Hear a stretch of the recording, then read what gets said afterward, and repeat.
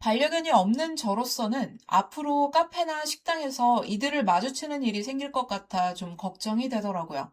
알고 보니 이게 정책이었어요. 2023년부터 시범 사업이 진행되고 있었던 거죠. 반려동물 동반 출입 음식점, 과연 모두를 기준으로 만든 걸까요?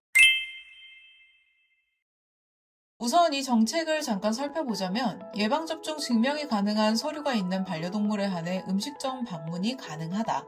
대신 이동장이나 전용 유모차를 사용하고 목줄을 착용해야 한다. 반려동물 전용 식기를 사용해야 한다. 충분한 식탁 간의 간격도 유지해야 한다. 등의 세부적인 지침을 가지고 있습니다. 시범사업과 관련한 자료는 2024년 것부터 찾을 수 있었는데요. 솔직히 일반인인 제 입장에서는 이제서야 관련 자료가 보인다는 게 좀 낯설더라고요. 식품의약품안전처의 반려동물 동반 출입 음식점 시범사업 참여업체 현황 사이트에서 관련 음식점 리스트를 뽑아서 그래프로 그려보기로 했습니다. 이 카테고리는 리스트를 기준으로 제가 네이버 맵에서 같은 곳을 찾아서 주요 메뉴들 기준으로 따로 정리한 자료입니다. 이 과정에서 정보가 없는 것도 생겼고요. 아마 현재 기준으로 운영을 하지 않는 곳인 것 같습니다. 혹은 반려동물 대상 서비스는 제공하지만 음식은 제공하지 않는 등으로 서비스 내용이 변경된 경우도 있겠죠. 관련된 사항을 엑셀의 목록을 이용해서 처리했어요. 장소의 경우도 제게는 필요한 정보였습니다.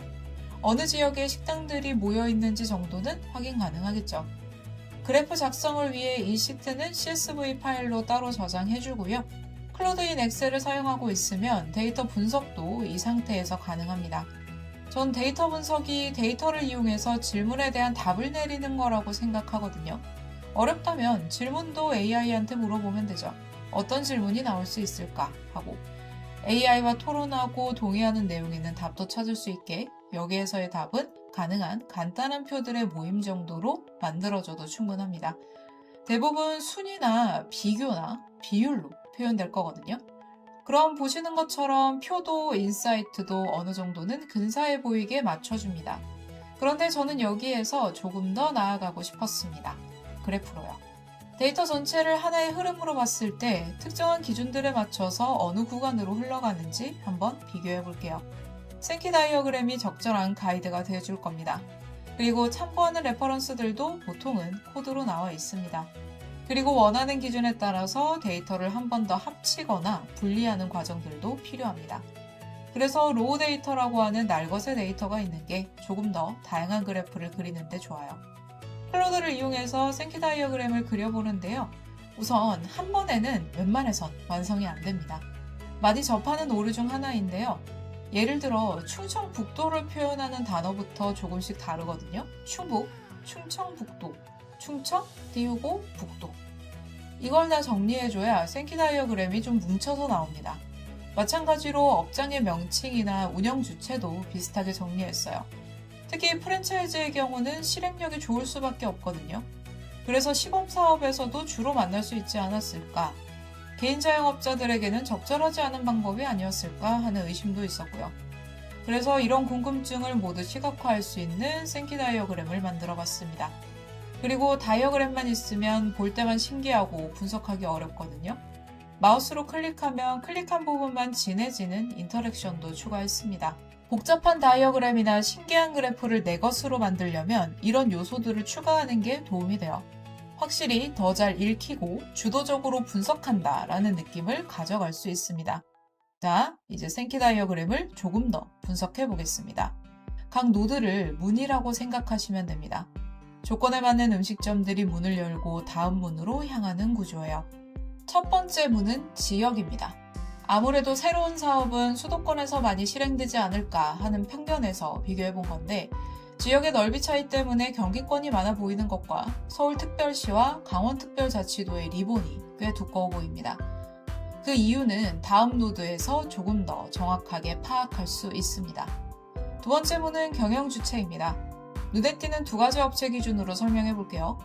첫 번째는 소노호텔앤리조트, 소노인터내셔널입니다. 전체적으로 처음 참여한 228개의 업장 중 소노호텔의 업장은 총 51건, 22% 정도라고 보시면 되겠습니다.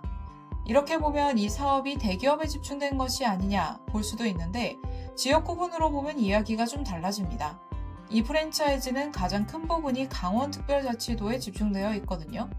즉, 보통 관광지로 방문하는 곳에 반려견 동반까지 가능한 상황이 되는 거죠.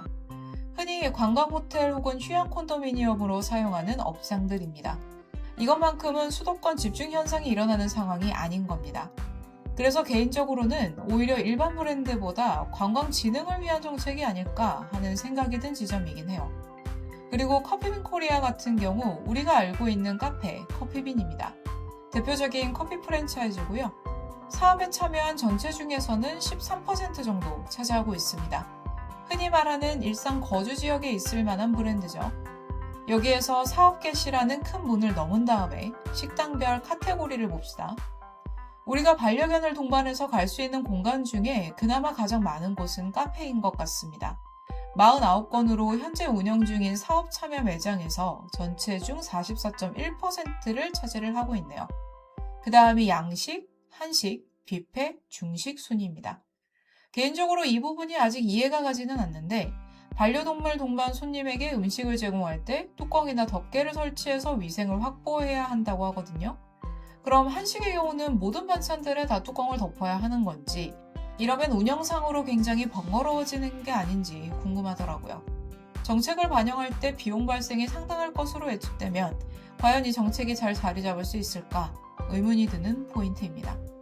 그래서 한식의 경우는 관광지나 아까 봤던 리조트 같은 곳에서만 준비가 가능한 게 아닐까 싶더군요.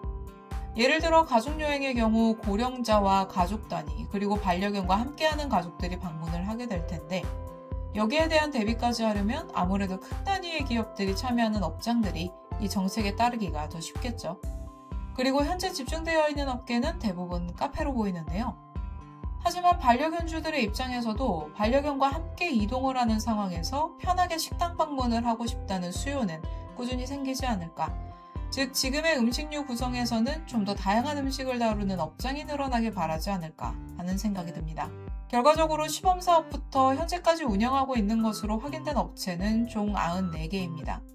그 외에 반려동물 동반 가능 업소로 등록된 업체는 식품안전나라 반려동물 동반 가능 업소 현황에서 찾아볼 수 있습니다. 정리할까요? 데이터를 따라가다 보면 이 정책이 어디서 시작됐는지가 보이더라고요. 출발점은 관광지였던 것 같아요. 근데 이게 일상생활권으로 넘어오면서 맞지 않는 부분들이 생기기 시작하는 거죠. 동네 식당 자영업자가 대형 프랜차이즈랑 같은 기준을 혼자 감당할 수 있을까요? 그리고 반려견이 없는 저 같은 사람한테는 선택권이 있었나요? 시범 사업 결과는 긍정적이었다고 하는데 누구 기준인지는 아직 잘 모르겠습니다. 모두를 위한 정책이라면 모두가 알고 있어야 하지 않았을까요? 영상 시청해주셔서 감사드립니다. 도움되셨다면 좋아요나 구독 버튼으로 알려주시거나 정보 디자이너 센으로 검색하셔서 데이터 시각화 관련한 정보도 받아가시길 바랍니다. 알림 버튼도 환영이고요. 댓글로 궁금한 부분 남겨주시면 언제든 답변 드리겠습니다. 감사합니다. 편안한 하루 되세요.